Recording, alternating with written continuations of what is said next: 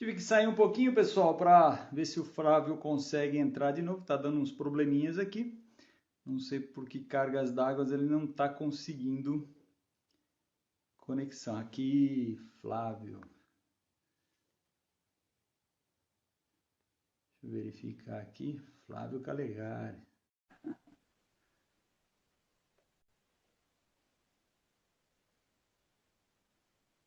Agora foi. Agora sim. Eita, não. Tecnologia. Tecnologia. Diria meu amigo Rogério, ele fala o seguinte: isso não é magia, isso é tecnologia. Então dá problema. Tudo bom, Flávio? Boa noite. Tudo ótimo. Boa noite, Valério. Boa noite, pessoal. Pessoal, muito boa noite. Obrigado pela participação. A gente vai fazer uma série de lives, né? São 3 lives, falar um pouquinho sobre LGPD.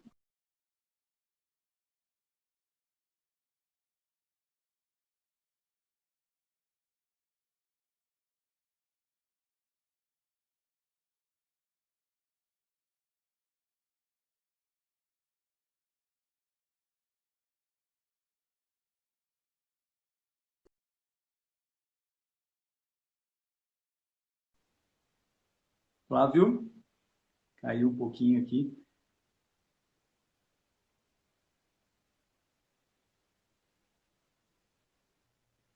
Tá complicado hoje, viu? Oi, Adri, tudo bom? Não sei se você está me ouvindo. O Flávio caiu. Deve ter dado alguma zica, né? Essa aí é a revanche do pessoal de TI. O pessoal de TI, quando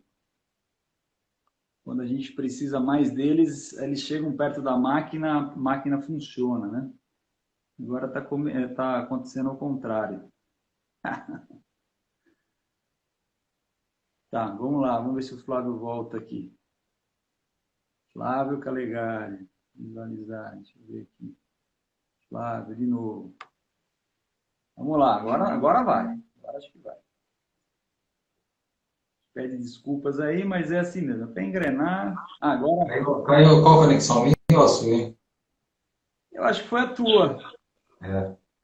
Mas tudo bem. Flavião, vamos lá. Vamos mandar a bala, que o pessoal já está esperando aí. A Vamos lá. gente tem que começar aqui. Vamos falar um pouquinho sobre LGPD esses 3 dias? Você que é especialista aí, você que é o mestre aí no assunto, queria Vamos agradecer a lá. presença de todos novamente. Então, por favor, queria que você fizesse uma breve apresentação tua, só para mostrar, né, para o pessoal quem é o Flávio Caligari, que eu conheci em Piracicaba, lá na Ludere. Ei, Ludere, velho, lembra? Obrigado, né? Lembra, Ótimo. né? Tempinho bom. Obrigado pelo convite, Valério, pela participação do pessoal também. A minha formação é computação, né? Eu me formei em 86 e de lá para cá eu vim seguindo muito a carreira de gestão de tecnologia de informação.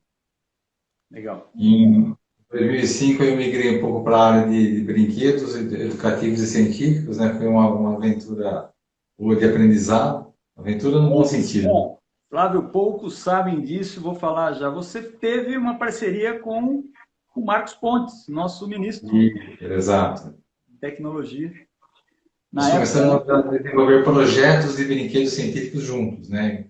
Foi logo depois que ele voltou da missão da ISS e era bastante promissor, né? Acontece que o mercado, a gente acabou mudando um pouco o foco de mercado. Eu voltei para a área de tecnologia e o que me motivou a trabalhar com essa área de compliance foi justamente o trabalho na Modelo Brinquedos, né? Você fazia parte da implementação para a gente da ISO 9000, né?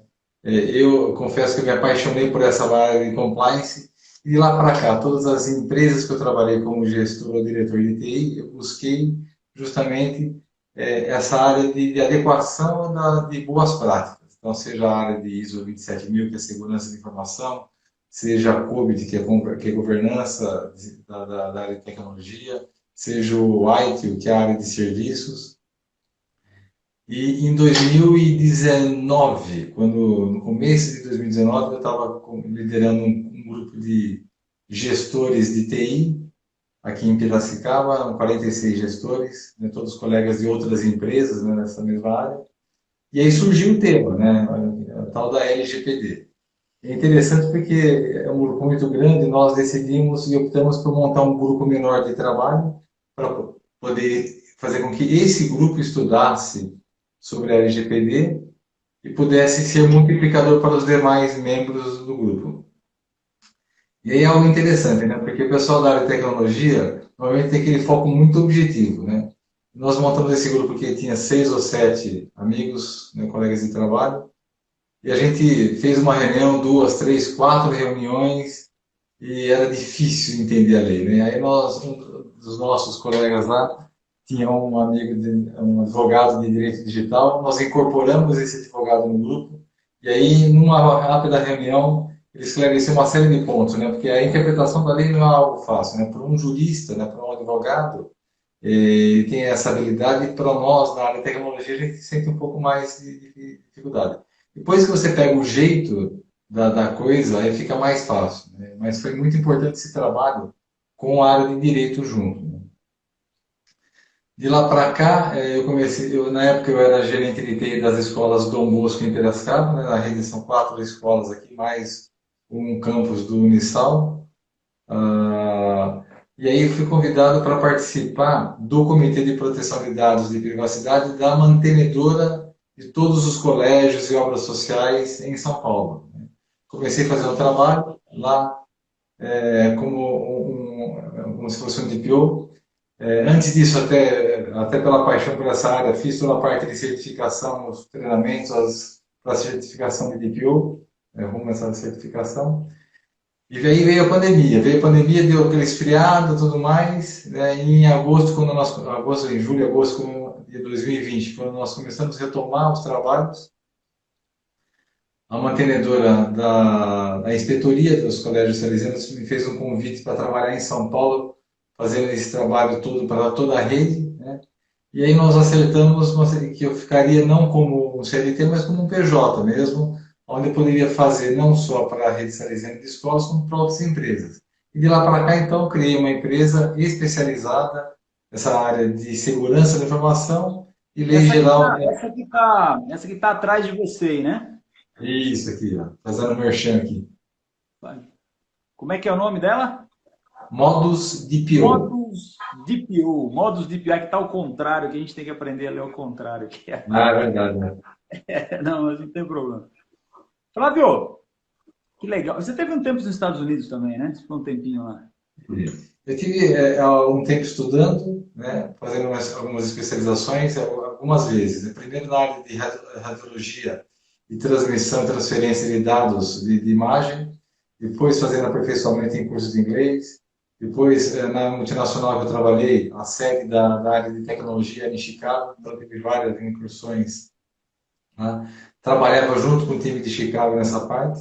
E um dos meus papéis também nesse time global dessa empresa multinacional era também a parte de compliance e boas práticas. Então, tinha tanto a parte de compliance com serviços, né, o code de governança e a parte de segurança da informação. Legal, bacana. Bom, a gente desenvolveu aqui uma série de perguntinhas, né? Você acabou colaborando com a gente aqui. Então, vou seguir o meu script aqui para a gente não fugir muito da ideia do dia de hoje, né? Legal. Lembrando que na semana que vem, na terça e na quinta, a gente volta, né? Terça-feira de manhã e De manhã quinta à e na noite. quinta à noite. Beleza. Mais assuntos referentes a isso. Bom, a gente já falou um pouquinho, né? Como é que você começou nessa área de atuação, né? Do LGPD. E o que a gente, por exemplo, eu sou leigo no assunto. O que eu quero? Pô, de repente, eu estou querendo participar e começar a trabalhar com o LGPD. E conhecimento que eu precisaria ter aí para atuar nessa área, por exemplo? Você fala como um profissional, né? Como profissional, por exemplo, eu quero prestar serviço. O que eu preciso ter de cursos, enfim. Hoje, a prestação de serviços, é lógico que assim, uma pessoa que gosta da área, ela vai buscar normalmente a certificação, né?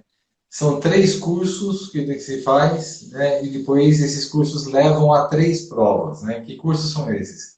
Primeiro é o curso que dá o conteúdo da lei, né? Embora seja um curso que dá conteúdo da GDPR, que é a lei europeia, mas como as leis são muito semelhantes, o que a gente faz normalmente nesse curso é estudar a GDPR para a prova de GDPR e depois a gente faz um estudo em paralelo para entender quais são as diferenças e nuances com a LGPD.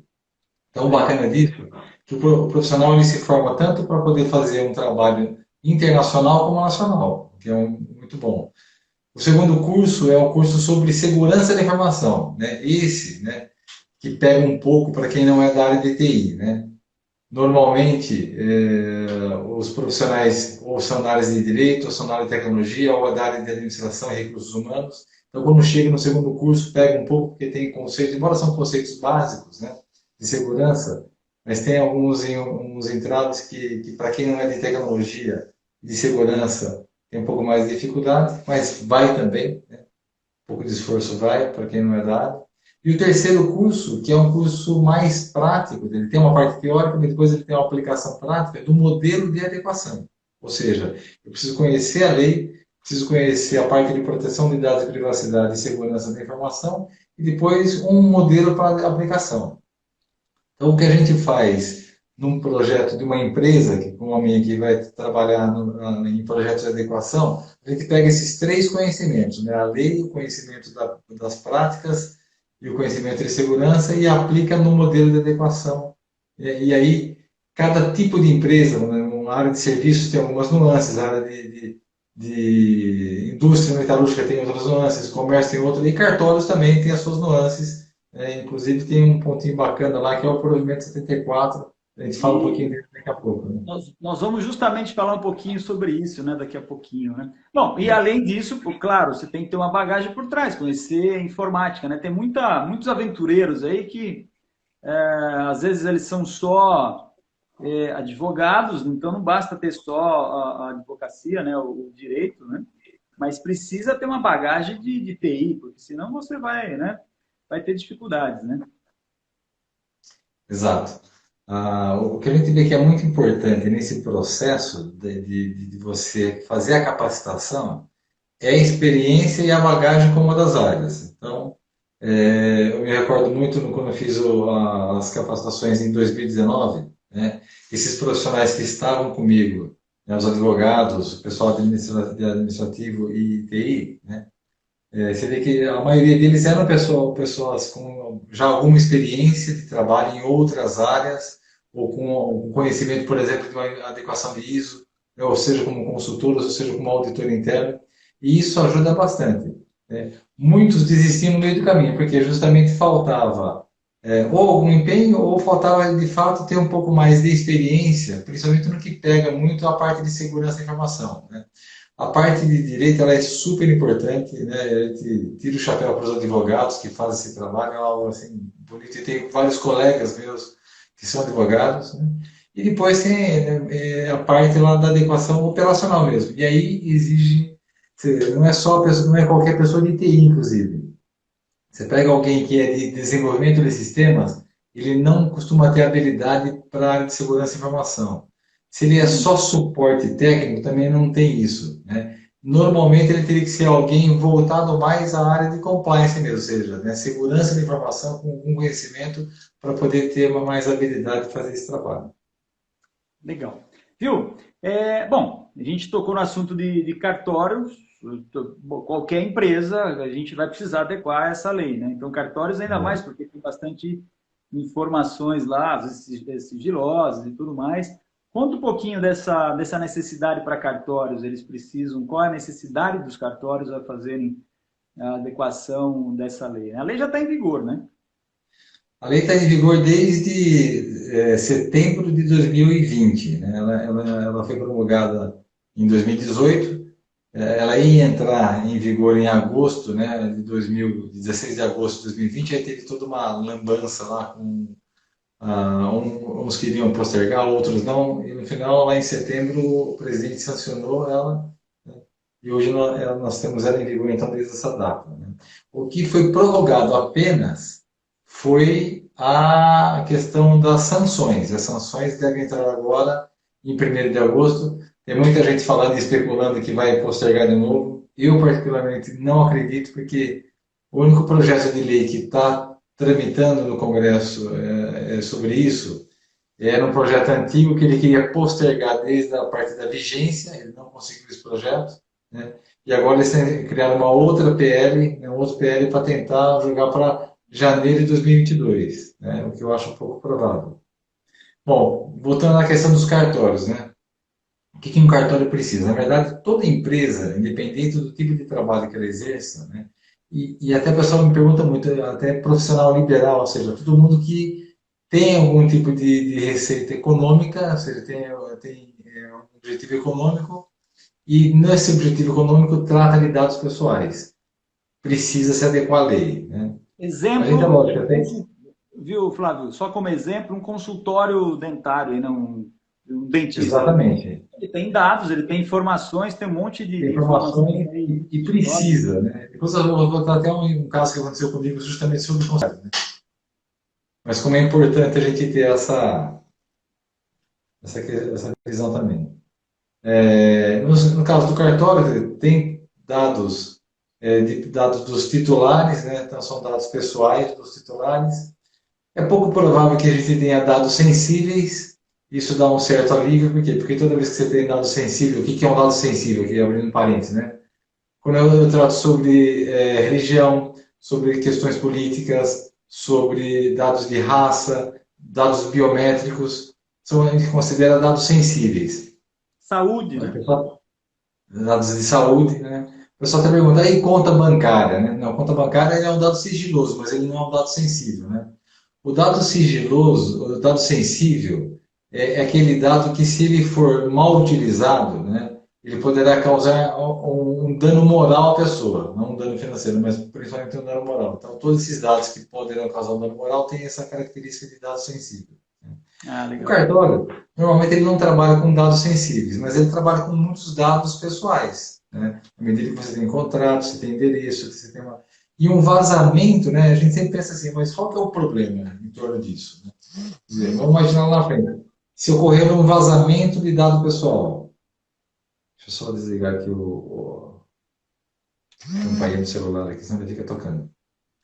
Um vazamento de dado pessoal, né? O que ele pode causar para uma pessoa? Bom, imagine que um cartório tem lá uma base de dados, tem um servidor local, alguém invade esse servidor, né? Ou o que tem acontecido muito também, esses ransomwares, né? São esses vírus que ele sequestra dados da empresa e aí o sequestrador ele pede pagamento normalmente em moeda em bitcoins, né? E esses dados vazados poderiam expor uma série de coisas, contratos, a quantidade de bens que uma pessoa tem, embora isso você tenha como rastrear de outras formas, até pela Receita Federal, mas a preocupação é segurança da informação, né, eu tenho que ter, ou seja, eu tenho que manter os dados sempre seguros, né, ou seja, como é que estão as condições de armazenamento dos meus dados, e depois saber se eu posso ou não tratar os dados. É lógico que no cartório você pode sempre tratar esses dados e tem leis, né, que antecederam o LGPD e que dão essa base legal para o tratamento, né? Mas então é um equilíbrio entre aquilo que eu coleto, aquilo que eu trato e principalmente a segurança da informação para evitar justamente sequestro de dados que poderia expor uma pessoa ou várias pessoas. A gente tem que lembrar que não é só a questão de informatização, né? Você pode ter dados em meio físico e também está dentro da LGPD, né? Então, por exemplo, aquela ideia de utilizar, né, o verso de um papel lá quando você vai fazer uma cópia, e é um documento talvez que tenha algum tipo de informação, você tem que tomar cuidado, né? Você tem que saber como é que É, usa. exatamente, são casos assim de você pegar aqueles bloquinhos de anotações que são cortados em gráfica, que aquilo lá é uma maravilha, né, para quem gosta de anotar, mas de repente você vira no verso e tem uma série de informações pessoais e dados muitas vezes sigilosos, conta de banco, saldo, uma série de coisas. Eu peguei esses dias numa das empresas que tem feito consultoria, eles receberam vários desses bloquinhos, né, de outras empresas, de repente nós viramos assim e estava lá mais um monte de informação, tudo sigilosa, né? E o que a gente fez? A gente informou a empresa e pediu para incinerar, porque aquilo não pode ser descartado daquela forma. Ou pessoas que também poderiam utilizar desse tipo de situação, e que aconteceu comigo, inclusive, há um tempo atrás, eu precisei ir num hospital aqui de Piracicaba, para fazer acertar uma documentação lá que estava pendente um documento. E aí, estou numa salinha, a pessoa assim, pediu para aguardar para ser atendido. E do lado, assim, tem uma mesa com uma pilha enorme de papel. E a hora que eu olhei, assim, eram dados médicos de pacientes, né, todos expostos em cima da mesa, assim. Eu falei assim, eu vou fazer um teste, né? Peguei meu celular e a pessoa olhando para mim, né? Peguei assim, apontei, tirei foto dos dados, consegui dar zoom, conseguia ler as informações, né? E aí a hora que a pessoa foi me atender, eu, lógico, não ia utilizar, né? Eu só quis mostrar o perigo que é você deixar um dado desse em cima de uma mesa, e aí eu falei, olha, né? Veja aqui os dados, né, de titulares, pacientes do hospital, né, que estão expostos aqui em cima. Quer dizer, isso não pode. Né? Uma pessoa poderia pegar aquilo lá e fazer um mau uso da informação. Eu até mostrei para ela, fiz questão de apagar a foto na hora para ela ver que eu estava, né, que eu não teria nenhum, né, interesse, né? Era um interesse puramente educativo, né? E a gente sabe assim, a gente pode ter o melhor processo de adequação, a gente pode ter as melhores firewalls, sistemas de segurança, antivírus, mas recai muito sobre o ser humano, né? A postura dele de fato, se a gente for analisar, essa história da LGPD não é só a documentação em si, é um novo mindset, é uma mudança de comportamento das pessoas.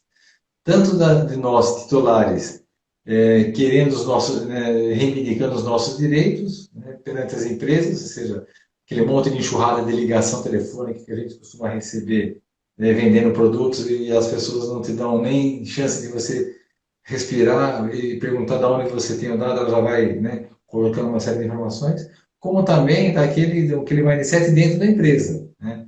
E isso é importante, que a pessoa já tenha uma postura de proteção de dados e privacidade, né? Isso ajuda muito no processo. Aliás, esse é um ponto focal. Nós temos trabalhado muito fortemente em conscientização e treinamento das empresas. Viu, Flávio? E tem diferença? Você estava falando de cartório e indústria, por exemplo. Tem alguma diferença básica? Cartório é serviços, né? E indústria, obviamente, é produtora de bens, né? Um exemplo, só uma diferençazinha. Qual que é a... Um ponto importante que a gente vê para cartórios, né, está em torno do provimento 74, que é um provimento que traz uma série de recomendações sobre segurança da informação. Não traz sobre proteção de dados e privacidade, mas traz sobre segurança. Isso é importante porque imagina uma empresa comum, né? Vamos imaginar o cenário Europa, de onde veio toda essa, não só de lá, mas a gente tem um histórico também de proteção de dados e privacidade no Brasil, que vem desde a nossa Constituição, mas muito fortemente na Europa, e a nossa lei, ela pegou os pontos bons da lei europeia e fez esse processo de utilização de adequação para a nossa lei. Então, na Europa, qual que é o cenário?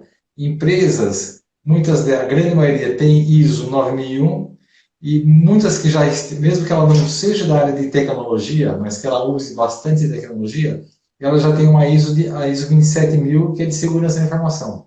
Que ajuda. E ajuda muito, porque isso já dá um respaldo de segurança da informação, que é meio caminho andado para a proteção de dados e privacidade. No Brasil, a gente não tem, a grande maioria das empresas não tem a ISO 27000, aliás, quase que não tem ISO 9000, você sabe muito bem disso, né? Como é difícil ainda... Mas é umas 25 mil, mais ou menos, né? É um percentual... Você imagina 27 mil, que é segurança da informação. Do universo... Qual empresa... Milhões, né? 13 qual milhões empresa de porte médio hoje não utiliza, o pequeno ou médio não utiliza servidores, data centers, serviços em cloud, e sem o conceito de segurança de informação. Então, para essas empresas, quando você começa a fazer a adequação, você tem que dar uns passos atrás e começar a ver a parte de segurança de informação primeiro. que é bacana de cartório? Que eu acho que foi assim muito bom e importante para o 274. Viu, Flávio? Oi. Aliás, a nossa amiga Adri está aqui participando do Registro de Imóveis lá de Londrina. De Londrina, não é Adriana? Registro. Adriane.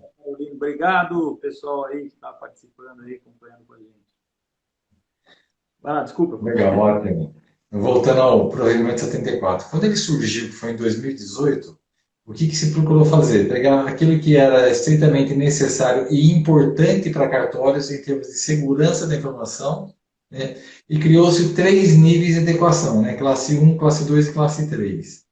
Isso, para os cartórios, já é o quê? Um bom passo para caminho de segurança da informação, ou seja, o cartório que fez a adequação. E aí, né, nossos amigos lá de Londrina, lá do primeiro cartório, eles fizeram já isso há um tempo atrás. Quando nós fomos fazer o assessment com eles, né, aquela avaliação do processo, eles estavam 100% já em termos de segurança da informação Olha dentro que do legal. provimento. Ou seja, isso economizou um tempo enorme de trabalho e nós pegamos estritamente a parte que trata de proteção de dados e privacidade. Então, diferente de uma empresa, por exemplo, qualquer que não tenha a ISO 27000 ou não tenha algo muito forte em termos de adequação de segurança da informação, todas essas empresas a gente tem que dar um passo atrás, ou seja, verifica toda a parte de documentação, se está adequado, se não está adequado, faz as modificações em termos de segurança para depois a gente pensar em proteção de dados e privacidade. Olha que legal. Ó, a Manuela Quintas está colocando assim, muito bom falar de cartórios, né? É importante porque estamos perdidos, né? Acho que não é só cartório que está perdido, viu, Manuela? Acho que está todo mundo perdido. Eu converso com eu estava com uma empresa, uma indústria que são amigos, né?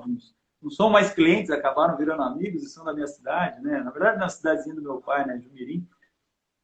Eu falei pro colega, ele falou, Thales, você já fez a LGPD? Não sei nem se ele está aqui. Eu falei para eu convidei ele para participar. Ele falou, mas o que é isso? Eu falei, Cristo Senhor, você tem que correr atrás disso, meu amigo. Ele tem dados, né? Ele trabalha com dados de clientes e tem uma série de informações. Não tem jeito, você tem um site, você manda e-mail, faz, né? Você tem um telemarketing, meu amigo, você está dentro do rolo, né? Então não tem como escapar, né? Todo mundo está dentro do processo. Bom, então, Exato. seguinte, só para a gente, não sei se você já tinha concluído, mas Já, o já, seguinte, já, participo. o provimento 74 ajuda para caramba quem já tem, né, a corregedoria, o pessoal aí, quando passa aí pelas correições, eles são cobrados, né, para verificar se esse provimento 74, que é específico para cartórios, né, está justamente implementado, né, e bem feitinho. Bom, aí uma outra pergunta, né? Então, quando você faz esse processo de LGPD, você não envolve só o ambiente que você está trabalhando, você envolve fornecedores, contratos com prestadores, porque eles têm acesso, né, a Sim, esses dados. exato. Como é que é essa sistemática, essa política de privacidade, aqueles negócios lá que a gente vê, toda hora que a gente entra num site, cookies, para mim cookies é coisa de comer, né? Tem aí aquele docinho gostoso, né? Que a minha filha faz sempre, vou fazer, pô, de chocolate, né? Tem uns... Que raio de negócio é esse aí? Fala para mim, que eu queria saber como leigo, me conta essa história aí de privacidade, Tá. cookies, do site, de Eu cartório. vou, eu vou eu vou separar a sua pergunta em duas ali, a questão de cookies e de política de site, e depois a cadeia de processos da adequação. Tudo bem? A gente vê. Tá bom. Então, tá. Primeiro assim, a questão dos cookies não é uma obrigação legal ter no site. Tá? Isso é bom. Ah, mas por que todo site tem? Bom, primeiro assim, acabou virando uma mente coletiva, né? Tá, me explica o que é esse raio desse cookies. Vamos lá. Cookies são pequenos arquivos que as plataformas de sites utilizam para fazer um tipo de rastreabilidade de perfil de uso.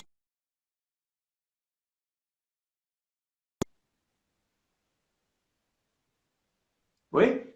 Deu uma cortada, acho que aqui na internet. Deixa eu voltar, né? Então, Não, tá. Eu desculpe. tô te ouvindo. Ficou um pouquinho ruim a imagem, mas eu tô te ouvindo. Tá.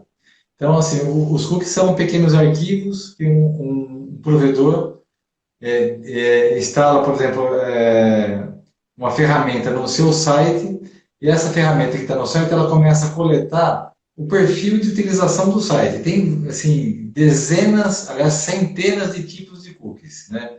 Uns que são mais delicados, outros são mais tranquilos, né? Mas, de qualquer forma, assim, você está coletando e você instala um arquivo no computador da pessoa, e toda vez que essa pessoa entrar no seu site, ele olha para aqueles cookies, aqueles arquivos e fala, esse aqui é um perfil X. Por exemplo, saber o idioma, né? Você entra, vou dar um exemplo bem simples, você entra no site da Apple nos Estados Unidos, ele automaticamente te direciona para a Apple Brasil. Por quê? Graças aos cookies. O cookie ele grava na sua máquina, olha, essa máquina aqui está acessando de um endereço de internet, né, que a gente chama de IP, do Brasil. Então, é melhor já direcionar para o site em português. O cookies faz isso também, né? Mas eu posso. É uma inteligênciazinha artificial que direciona algumas coisas, é isso? Mais ou menos isso? Ele não é considerado inteligência artificial, ele é considerado apenas assim, marcador de perfil. Ou seja, ele procura identificar o perfil do internauta e tenta oferecer uma melhor experiência para aquele internauta. Ou ele pode guardar assim a forma como você navega no site, quanto tempo você fica numa página, quanto tempo você fica na outra, para quê? Para te oferecer melhores produtos ou serviços. Por isso que a gente recebe aquelas propagandas nada a ver. A gente só parece que fala um negócio aqui e já aparece uma propagandazinha no Face, uma propaganda. Esses são esses cookies. Exatamente, graças aos cookies, exato. Que maravilha. Então, agora, a lei, ela não fala especificamente de cookies, né? E ela fala de dado pessoal. E esses dados não são nem são dados de navegação que identificam o computador. Assim, a maioria deles nem identifica de fato um usuário, identifica o computador onde o usuário fez. É lógico. Se você entrou numa conta sua do Gmail e você se logou na conta do Gmail, fica registrado lá. Nesse caso, sim. Né? Sim. Mas tem cookies que são totalmente isentos de uso de dados pessoais. Só que assim, quando começou-se a levantar essa lebre de segurança da informação, veio à tona essa questão, mas como é que eu falo perto do meu celular a palavra, sei lá, abacaxi, e de repente aparece a propaganda de um varejão numa outra tela que eu estou navegando? Por que isso? Né? Ou seja, ficou muito nítido que as empresas utilizam de fato esses perfis e vão rastrear para quê? Para tentar buscar foco em clientes. Né? Por quê? Fala assim, não sei se você se lembra, o marketing antigo, quando você fazia assim, você fazia uma panfletagem. A gente esperava ter retorno de 5% de pessoas que iam ler aquilo lá e iam se interessar pelo produto. O marketing digital é muito baixo, é muito menos, bem menos do que 1%. Então, ou seja, quanto melhor você conseguir direcionar o público quando você joga a sua isca, mais retorno você vai ter. Essa é a ideia do marketing. Então, viu-se, né, e começou a trazer essas questões sobre, poxa, então estão vendo os meus dados pessoais? De repente nem está vendo nada pessoal, mas está envolvendo segurança da informação. Daí os sites começaram assim, dentro então de uma política de segurança, uma política de proteção de dados e privacidade, se inclui essas questões dos cookies, né, e aí se coloca no site, né, e o correto mesmo, segundo, pelo menos o meu entendimento, não é só falar para a pessoa, você tem que aceitar ou não aceitar. Eu posso aceitar, não aceitar, dependendo do tipo de cookie, eu posso até selecionar quais tipos de cookies, né, que eu posso fazer. E isso deveria ter um tempo de validade, inclusive, né? Não pode ser um aceite eterno, porque amanhã eu quero fazer o seguinte, eu não quero mais que esse site tenha os meus acessos, então eu tenho que ir lá e cancelar os cookies. Né? Ou seja, ainda nós estamos até nisso engatando bastante. Puxa vida. Bom, e a gente falou dos cookies, né? E aí teria a questão da política de privacidade. Então, os sites têm, né, política de privacidade, né? E o pessoal acha que só o fato de ter a política de privacidade significa estou adequado à LGPD. E na verdade não é, né? Não é bem A gente assim. até começa escrevendo a política de privacidade, até porque a lei já está em vigor, já tem vários casos, né, de crimes que foram cometidos e que houve não a multa do governo, mas indenizações por processos administrativos, né? Já deram ganho de causa, né? Então, a política de privacidade, ela, é o quê? Ela é como se fosse a reunião de tudo que se tem e que, de uma forma muito coloquial, inclusive, né, procura-se hoje colocar políticas sem termos técnicos de tecnologia e sem termos técnicos da área de direito, ou seja, ela tem que ser bem coloquial, para qualquer dona de casa que está navegando e ela lê essa política, ela fala assim, eu consigo entender o que está escrito aqui, ou seja, tem que ser um linguajar muito popular. Não E ela pode florear. reúne, né? Não pode florear, tem que ser direto Direto, claro, objetivo e inequívoco, ou seja, você não pode gerar dúvida para a pessoa. Né? para testar é pegar um pessoal da velha guarda e ver, vê se você entende esse negócio. Se ele entender, tá tudo certo. Exatamente. Né? Então, não pode ter nada assim que tenta valorizar muito a área de direito, a área de tecnologia, a área de segurança. Tem que ser algo assim objetivo e claro. A pessoa tem que ler e ficar muito claro. Então, quanto mais simples o linguajar, melhor. Né? Isso, ele é o fronte da adequação, mas a adequação tem muita coisa lá atrás até chegar nisso aí. E aí, quando a gente estava falando, você fez aquela pergunta sobre os parceiros, os clientes, ou seja, quando se faz um processo de adequação, é muito semelhante ao de uma ISO. Né? Você certifica um fornecedor, por exemplo, de um produto ou serviço, você certifica a cadeia. Né? O bom seria que todos os seus fornecedores, os seus parceiros, e aí aquele conceito de controlador, que é quem determina o tratamento de dados, e o operador, que é quem opera, estejam todos bem alinhados dentro do processo da adequação. Legal. Ó, tem um amigo aqui, o Toqueto, lá do Sul. Grande Toquetão, gaúcho. Né, nosso Galdério de plantão aqui, ele está colocando aqui que tema é importante aqui, onde posso conseguir definições dos principais termos usados na informática hoje. Sou leigo. Faça o nosso curso, Toquetão. Você vai ficar sabendo tudo. Daqui a pouco vai ter o curso, né? Na última Isso, semana de maio, né? Vai ter um curso aí. isso, exatamente. Vai ficar sabendo aí. Cara, e aquela história lá de inventariar dados? Que história é essa? A gente vai Esse é conversando o um calcanhar de pouquinho, vai Aquiles. né, sabendo esses. Que história é essa de inventariar dados, companheiro? Fala pra mim. Deixa eu até explicar, porque a gente fala em inventariar dados, na verdade não é inventariar dados, é inventariar os tipos de dados. Né? Isso até Ah, tá. causa, e já causou muita confusão, né? E até em empresas que começaram a se perder, porque inventariar dado é uma coisa, inventariar tipo de dado é outra. Né? É que a gente acaba resumindo ali. Mas o que é inventariar dados? Eu tenho que conhecer, na verdade, assim, para começar a mão na massa com o processo de adequação, eu tenho três elementos muito importantes. Né? Eu tenho que saber todas as leis, conhecer todas as leis que se aplicam a dados pessoais da minha empresa. Por exemplo, eu tenho funcionário na empresa. CLT trata de dado pessoal. Então, eu preciso conhecer o que a CLT trata e o que ela exige ou não de fato de um dado pessoal. Por quê? Imagina que eu estou fazendo um processo de captação. Oi. Aí é a hora que entra o advogado. Isso, exatamente. Auxiliando na interpretação da lei. Né? Mas imagine que eu tenho um processo de captação de novos funcionários. Né? Eu quero criar uma inscrição para obter novos funcionários da empresa, né? Candidatos. E antigamente você entrava numas fichas de algumas empresas e tinha assim o histórico da vida inteira para você preencher lá, né? E por quê, né?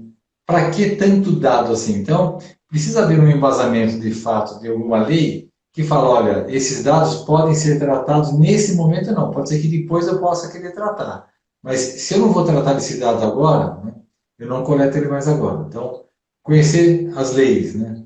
Me ocorreu um negócio aqui. Por exemplo, eu faço um processo seletivo e recebo currículos. Esses currículos são dados pessoais. Currículo sem dados pessoais, exatamente. Então, Tem que ter um cuidado e com isso.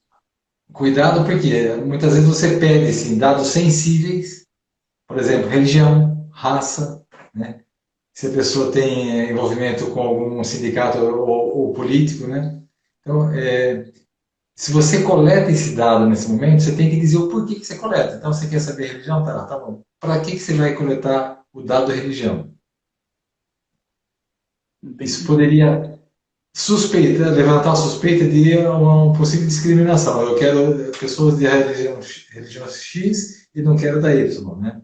Isso perante a lei não é viável, né? Não é possível, ou não é permitido, né? Há discriminação. Então, Ok.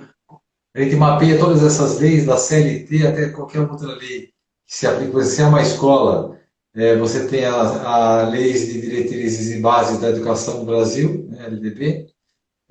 No caso do cartório, então, você tem o procedimento 74, não é uma lei, mas ele te dá uma base legal para isso também, a parte de segurança da informação. Depois, coletamos as leis. A gente começa a mapear processos, ou seja, quais são todos os processos, né, administrativos, sejam eles físicos ou digitais, né, meio físico ou digital, e que trata exclusivamente de dados pessoais. Processo que não tem dado pessoal não me interessa, mas tudo aquilo que tem dado pessoal me interessa. Então, eu tenho um mapa de leis, um mapa de processos, e aí, baseado no mapa de processos, eu vou inventariar os tipos de dados pessoais. E aí é entrar dentro do dentro, né? É pegar processo por processo que eu levantei e falar, bom, quais são os dados que eu coleto aqui? Tem dado sensível, não tem sensível? Como é que eu trato esse dado? Como é que eu armazeno ele? O que eu faço depois que eu tratei esse dado? Se eu descarto ou não descarto? Por quanto tempo eu posso manter sob a minha custódia? Então, esse mapeamento ele vai dar realmente uma visão geral do nível de esforço para o processo de adequação, né? Nós estamos começando a falar então da adequação dele. E depois, eu já vou emendar, se você quiser fazer essa pergunta, né? Do tal da análise de risco. É como se fosse uma análise de risco, né? Aquele relatório de impacto lá, Exato. aquele Porque aí eu pessoal. tenho que entender o seguinte, né? A Adriana estava te xingando outro dia, falou, pô, o Flávio me deu um trabalho aqui, né, Bri? Eu tenho que fazer esse relatório, eu estou enrolado aqui. Falei, não, vai lá, faz esse. O que é esse? Por que o pessoal tem medo desse negócio aí? Como é que é o. Não, Qual que é esse porque, sistema? porque RIPP? ele é um trabalho que exige um conhecimento de tecnologia, especificamente de segurança da informação. Então, o que é análise de riscos? Eu pegar esse cenário das leis, dos processos e do inventário de tipos de dados pessoais e falar o seguinte, bom, o que acontece se esse dado for vazado? Eu tenho que entender, analisar o risco, né? E aí, como é que eu faço essa análise de riscos? Eu identifico qual é a probabilidade de vazar esse dado, segundo os meus sistemas de segurança implementados, e se vazar, qual é o impacto que ele gera para o titular. Isso é análise de riscos. Então, eu tenho como resultante disso um risco que a gente pode classificar, e aí tem uma tabela que a gente usa para classificação, que é muito baixo, baixo, médio, alto, muito alto, né? E aí, assim, não existe risco zero, isso que é bom que as pessoas entendam. Em segurança de informação, risco zero é um computador desligado, né? Ou uma mesa sem qualquer tipo de papel em cima. Mas mesmo o computador estando desligado, você tem papel, não tem jeito, né? Essa é risco zero se você não tiver empresa. Não tiver empresa, aí é risco zero, né? Fecha Da a empresa, empresa, aí né? você tem risco zero. Você abandona o cartório, você abandona a tua empresa, aí você tem risco zero, você está tranquilo. Exato. Então, o que a gente faz, assim, alguém pode me perguntar assim, a gente vai eliminar o risco? Não. A gente vai melhorar as condições de segurança da informação, vai entender os riscos e vai ou assumir o risco, né? Porque como é que a gente assume o risco? Se o risco deu como resultado final lá baixo ou muito baixo, eu posso assumir o risco, ou seja, se acontecer, eu vou cuidar, eu vou tratar disso aí. Agora, se ele der médio, alto ou muito alto, eu vou ter que tratar o risco. O que é tratar o risco? Aí vai para o relatório de impacto. Então, eu tenho que detalhar. Aí tem um negócio assim, ele é um pouco chato, porque ele tem muitos itens, né? Mas ele procura aqui cercar tudo que tem em torno daquele risco. E mais do que isso, quer dizer, quais são as ações para mitigar esse risco? Eu tenho que entender que existe um risco e assim, que eu vou ficar parado ali? Não. Eu tenho que fazer isso, mais aquilo outro, e de fato me comprometer a implementar essas medidas ou essas contramedidas de segurança. Então, o relatório de Então, impacto, em última instância, é isso. Ele é a reunião de tudo isso e mostrar, olha, aqui está o meu risco em relação à proteção de dados e privacidade. A norma 31.000, que é de gestão de riscos, né, ela fala, né, você pode até compartilhar risco, né, tendo um seguro, né, não sei se tem seguro nessa área de dados, mas você compartilha risco, você elimina o risco, né? Então, por exemplo, você tem lá um sistema de impressão que pode eventualmente causar um problema, você fala, não vou ter mais impressão aqui. Pronto, esse risco desapareceu. Aí Exato. você tem outras situações de riscos, né? E o que mais a gente faz é mitigação, e justamente não no impacto, a gente trabalha muito mais na probabilidade desse risco, a gente baixa a probabilidade, né, de acontecer, mas o impacto, se ele acontecer, não tem jeito, né? Então, ele pode não acontecer, mas se ele se materializar, a gente chama, o risco pode vir a se materializar, tornar uma realidade. Exato. Risco é sempre futuro. Olha, você pode, eventualmente, tal, tal, tal. Então, se aconteceu, e aí você tem que também ter os processos de contenção, de emergência. Pô, perdi o dado, entrou um hacker lá, e você tem todo um plano de emergência, de contenção. Exato. E no caso da tecnologia da informação, dentro da família de normas 27.000, tem a 27.005, que é justamente de gestão de riscos de tecnologia da informação. Ou seja, a gente tem a 27.005, né? 27.005, exato. Isso. 5. 27.005. Então a gente usa a 27.005 como forma de fazer a gestão de riscos, né? Então você tem lá a lei, né, a LGPD, depois você tem, no caso lá, a 27.001 e 2, que dá uma parte de segurança, a 27.005, que é de análise de riscos, e depois saiu a 27.000, a 27.701, que trata 27.001. especificamente dentro da ISO proteção de dados e privacidade. Aí já me perguntaram assim, mas quer dizer que o provimento 74 para cartório ele atende isso? Infelizmente não. Quando surgiu o provimento 74, não tinha a 27.701, que é de proteção de dados e privacidade. Então, o provimento 74 ele ficou focado em segurança da informação de uma forma reduzida, simplificada, com perfil de cartórios. Né? Aí a gente tem que aplicar ainda a 27.701 como normas para proteção de dados e privacidade.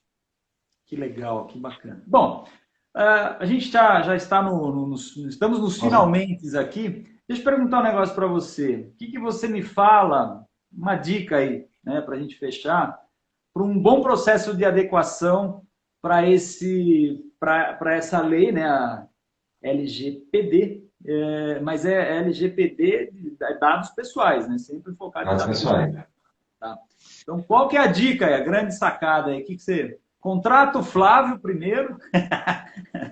Estou brincando, Não, mas tem boas consultorias, é lógico, a gente sabe que tem boas, mas assim, o primeiro é fazer um bom levantamento, o assessment é importante, né? Saber o status quo, como é que o cartório ou a empresa está naquele momento em relação à segurança da informação e as ações que ele já fez em relação à adequação da LGPD. Depois é traçar um plano, né, de melhorias, ou seja, eu tenho esses status aqui, eu quero chegar agora nesse ponto aqui, como é que eu faço isso?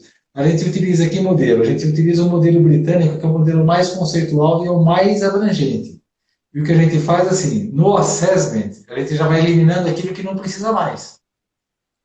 Então a gente tá. conseguiu com isso não fazer algo bem enxuto, né, tanto para empresas quanto para cartórios. Né? Ainda assim dá bastante trabalho, mas a gente já evoluiu, quer dizer, nesses 2 anos e meio que eu estou trabalhando com isso, a experiência, 2 anos pode parecer pouco, mas dentro da LGPD já é bastante desde quando ela praticamente surgiu no Brasil. Então, a gente já tem modelos bem justos em relação ao processo de adequação e que a gente consegue dar uma visita, e principalmente, não é só ser justo em termos de execução.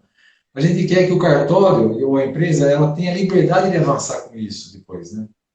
Legal. Então, por exemplo, um cartório pode entrar em contato contigo e pedir um diagnóstico. Esse assessment é um diagnóstico. É um Olha, diagnóstico, quero saber exatamente. a quantas andas o meu sistema de proteção de dados aqui, né, de dados pessoais, no meu cartão. Como é que eu tô? Tô achando que eu tô bem. Daí você vai lá, checklist, plá, pá, pá, pá, né? Tem, não tem. Falou assim, ó, você tá com 70% funcionando. Agora, né? O pessoal está perguntando aqui, o que é a norma 27701? Uma norma né, da ISO, é uma norma ISO 27701. Explica direitinho para eles aí. A 27.000, né, a família de normas 27.000 é de segurança da informação. A 27.001 é a de requisitos, a 2, controles, né? A 27.005, a parte de análise de riscos, e a 27.701, ela dá os controles e requisitos específicos de proteção de dados e privacidade, ou seja, ela foi feita pensando na GDPR e na LGPD. Na privacidade de dados, né? Privacidade de dados pessoais. Dados pessoais, perfeito. Isso. Então, essa é a diferença, né? Quem está perguntando Robertinho Inoi. Oi, Inoi, você está por aqui, companheiro? Grande amigo, parceiro, fizemos pós-graduação junto, trabalhou na Brizote também. O Robertinho é show de bola, baita de um consultor. Tá lá em Avaré, né, Robertinho? Então, só para entender, você que entende da ISO aí, Robertinho, é o seguinte: você pega uma ISO 9000, você pega o requisito 8 lá e coloca segurança da informação. Basicamente é isso. Você tem toda a estrutura, né, da ISO 9001, só que voltado, né, para a segurança da informação. E no caso da 27701 é privacidade de dados, então ela é mais específica, mas ela serve para... Normalmente essas normas que terminam com 1, elas podem ser certificadas, né? Elas são normas de requisito normalmente, né? Não sei se vocês já perceberam isso. 9001, 14001, né? Então 27001, né? São poucas aquelas que não têm a questão de requisitos que não termina com 1. Então, terminou com 1, dá para certificar. As outras são diretrizes, né, para você trabalhar. Não é isso, Flávio? Exatamente. Né? Então, tá certo. Legal, que bacana. Bom, o que nós temos para a semana que vem? O que nós vamos conversar semana que vem? A gente pode aprofundar em algumas questões também sobre essa parte mais de proteção de dados e privacidade, quer dizer, não deu para explorar muito isso. Entrar um pouco até nos modelos de adequação, falar um pouquinho de como é que funciona o dia a dia, né? Até para tranquilizar, ou seja, é um negócio que assim, complexo, para quem vai fazer assim, sem conhecimento, é uma barreira difícil, mas as consultorias hoje que tem no Brasil, elas têm já algum modelo que costuma ser bem eficiente e traz mais tranquilidade para o processo de adequação. A gente pode entrar nesses modelos. Legal. Tranquilo. Bom, já está dando tempo. Deixa eu verificar se tem alguma pergunta específica aqui. O Roberto perguntou. Deixa eu ver se tem mais alguém aqui. Deixa eu ver se tem mais alguém. Alguém quer fazer alguma pergunta? Estamos aqui. Como diz lá na minha terra, Flávio, nós estamos no barbante do salame ali. Já agora que está acabando o salaminho, né? Chega no barbante, nós estamos ali, no finalzinho. É isso aí. Alguém quer fazer alguma pergunta? Fico aberto a alguma pergunta para o Flávio. Senão a gente já vai encerrar. Ou o Instagram encerra para a gente automaticamente. Alguém tem perguntas? Vamos lá. Se alguém está aqui, está participando. Tem bastante gente ainda na sala. No nosso bate-papo. Acho que não. Flávio, acho que nós cumprimos o nosso objetivo aqui. Pera lá, tem alguém falando alguma coisa aqui? Ah lá, o Cirino comentando alguma coisa, está dando risada.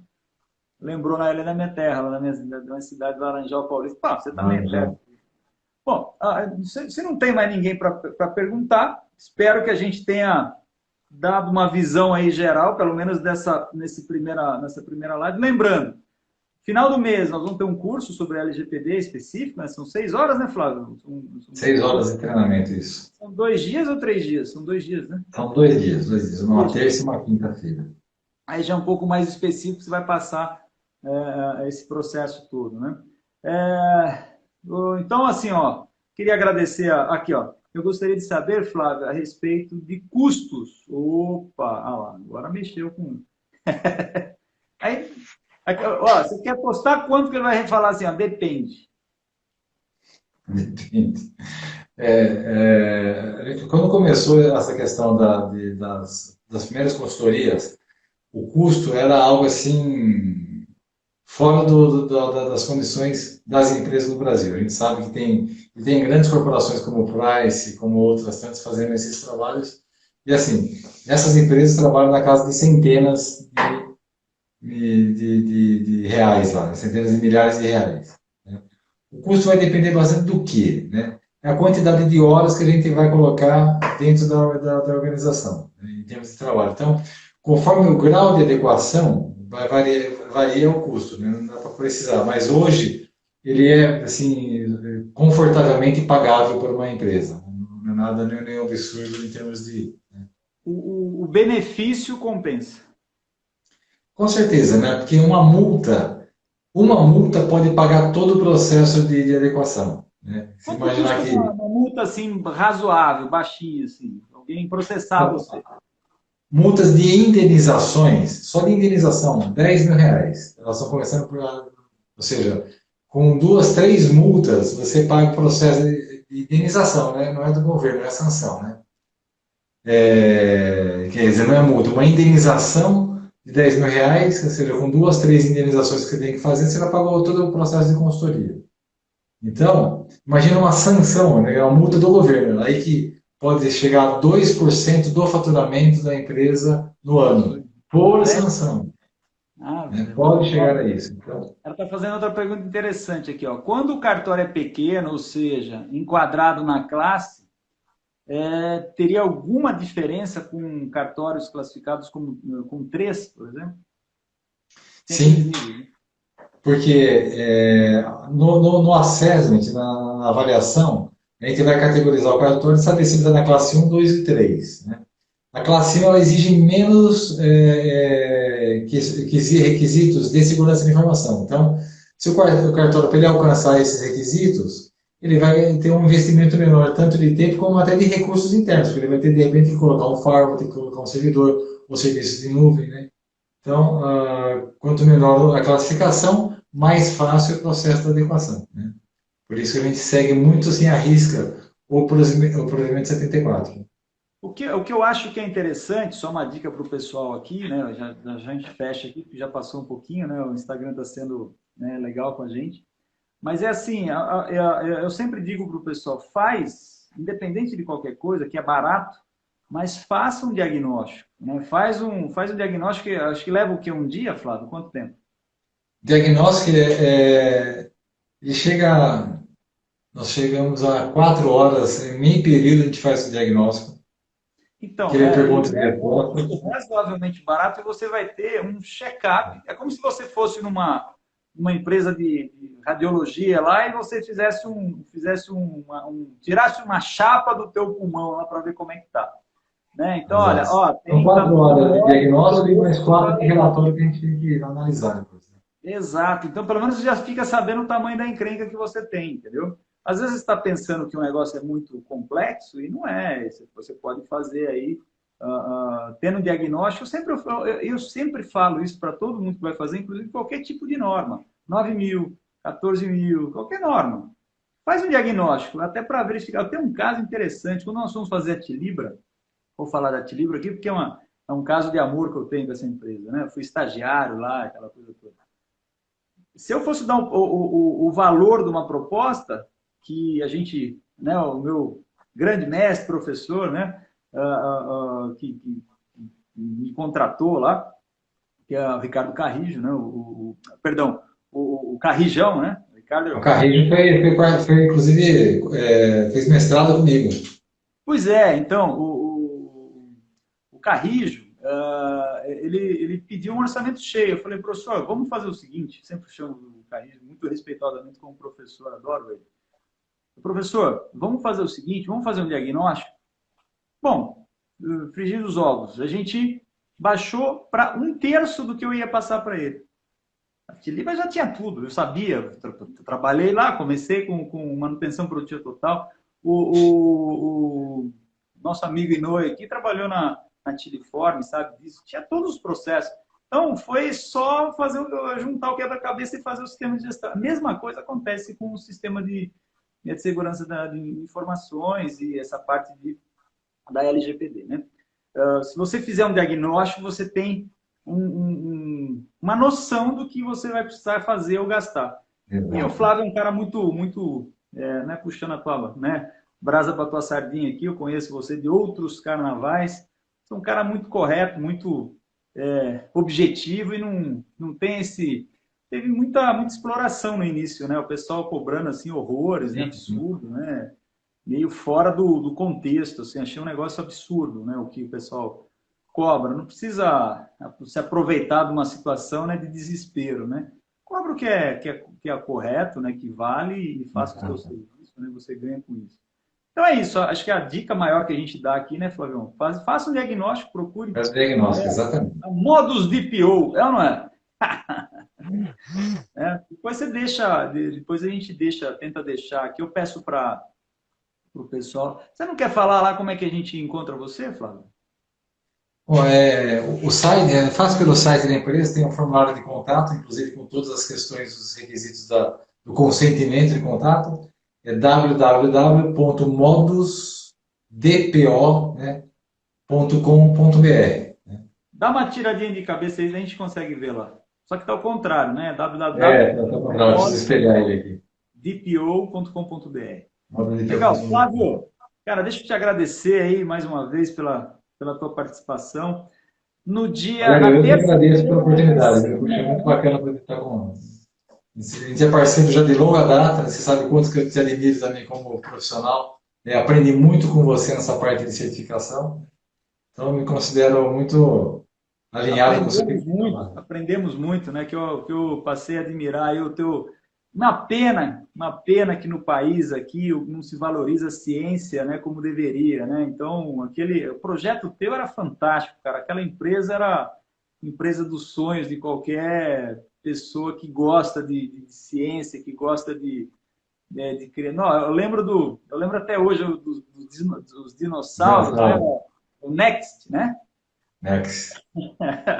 Era muito legal. O João Vitor, né, era pequenininho, ele adorou aquele brinquedo lá, fazia uma sujeira danada, mas depois você usava para colocar no vaso para não dar dengue. Olha que sacada legal. Exatamente, é todo um apelo aquela social, ideia, ambiental. Muito legal, muito bacana. Ó, Flavião, então, muito obrigado pela participação, obrigado a todos que acompanharam com a gente aí. Então, na terça-feira tem mais, é isso? De manhã? Terça-feira, período da manhã, e na quinta que vem, à noite, no mesmo horário. À noite. E depois, na outra semana, a gente vai ter um curso com o Aí Flávio. já começa o curso. Já tem inscritos, já tem bastante gente inscrita já, viu?